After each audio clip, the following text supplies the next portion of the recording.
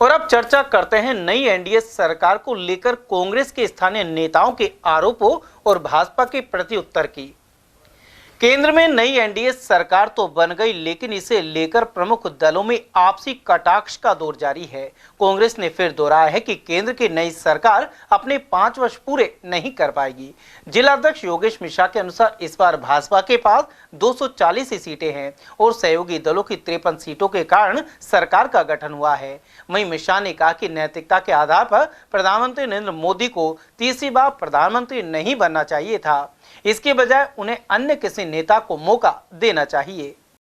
मोदी जी जो भाषण देते हैं, जो बातें करते हैं, वो कहते हैं साहब मैं तो फकीर हूँ, झोला लेके चल दूंगा, हिमालय में चला जाऊंगा, मैं सत्ता का भूखा नहीं हूँ। तो ये चीज तो तय हो गई कि मोदी जी से ज्यादा कुर्सी का लालची कोई नहीं है। जब देश की जनता ने उनको नकार दिया और उनको मैंडेट ही पूरा नहीं दिया भारतीय जनता पार्टी को, अब घटक दलों की आजीजी करते फिर रहे। और नीतीश कुमार जी, चंद्रबाबू नायडू जी का तो इतिहास है।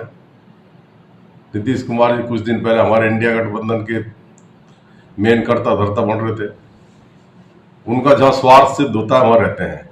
अब इन्होंने इनको मंत्रालय ठीक नहीं दिए, तो महाराष्ट्र के वो मंत्री जी जो पहले कैबिनेट मंत्री रह लिए, उनको राज मंत्री का दर्जा दे रहे थे, उन्होंने इनकार कर दिया शपथ लेने से।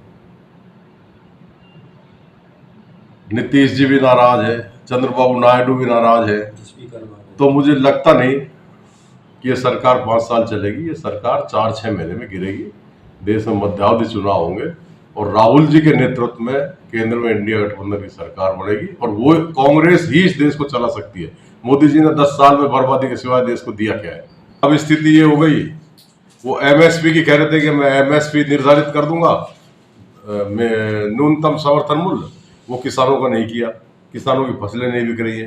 तो इनकी डीजल पेट्रोल जो हमारे राज्य में 65 रुपये में बिकता था वो 100 रुपये पार हो गया। गैस का सिलेंडर जो 400 में बिकता था वो आज 900 रुपये का बिक रहा है। सिवाय देश को बर्बादी के इन्होंने किया क्या है?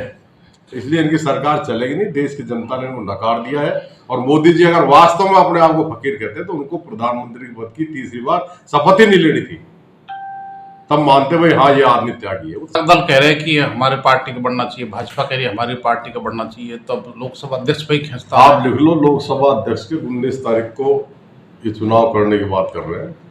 19 तारीख को चुनाव होगा और घटक दलों का नहीं बनेगा, लोकसभा अध्यक्ष बनेगा इंडिया गठबंधन का, और उसी दिन इनकी सरकार गिर जाएगी। भगवान ने चाहा, ज्यादा दिन दूर नहीं है, 5-7 दिन की बात आप देख लेना। उधर भाजपा जिला उपाध्यक्ष देशराज वर्मा का कहना है कि केंद्र सरकार को 303 सांसदों का समर्थन प्राप्त है। ऐसे में 5 साल तक कोई खतरा नहीं है, जबकि कांग्रेस के पास मात्र 99 सांसद है और उसके सहयोगी दल मिलकर भी 272 का आंकड़ा पार नहीं कर रहे हैं। इसके चलते उनका सरकार बनाने का सपना पूरा होने वाला अभी तक नहीं है।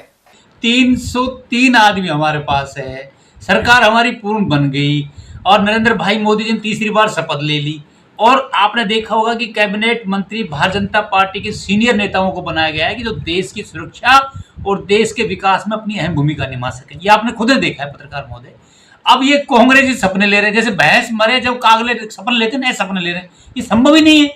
5 साल की सरकार है, पूर्ण बहुमत की सरकार है, कहीं अलपत में है ही नहीं, जबरदस्ती सपने ले रहे हैं साहब। तो देश में विकास की बात है ना तो नरेंद्र भाई मोदी है। विश्व में सर्वोच्च भारत को विकास की दृष्टि ले जाना तो नरेंद्र भाई मोदी है।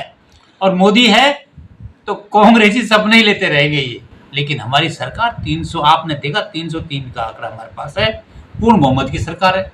मंत्रिमंडल अच्छा बन गया, उसके बाद भी ये झूठ बोल रहे साहब अब गिर रही है, अब गिर रही है। कल्पना करने की कोई सीमा होती, ऐसा नहीं करना चाहिए इनको।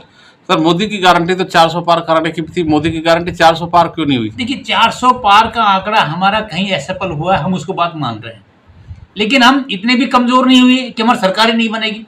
अभी हमारे पास 303 का आंकड़ा है ना, तो फिर कहाँ 400 में 303 में कोई बड़ी बात नहीं। इनके पास इतने आंकड़े कहाँ हैं? इनके पास तो 99 में भटक गए ये लोग कांग्रेसी, और सपने ले रहे हैं 272 के।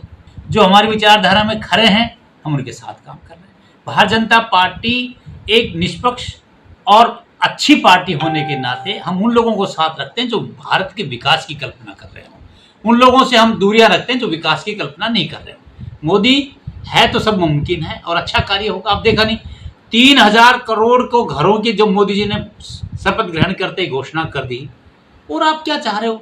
अभी आपने 90 दिन की हम गारंटी ली, 90 दिन में हम बहुत सारे कार्यक्रम और भी आएंगे आपके पास। तो मोदी जी है, लेकिन हाँ, कांग्रेस सपना लेगी, सपना लेना चाहिए। कुल मिलाकर इस बार भाजपा और सहयोगी दलों की सीटें घटने के बावजूद इंडिया गठबंधन सत्ता से वंचित रहा, लेकिन ऐसे में आरोप प्रत्यारोप का दौर जारी है।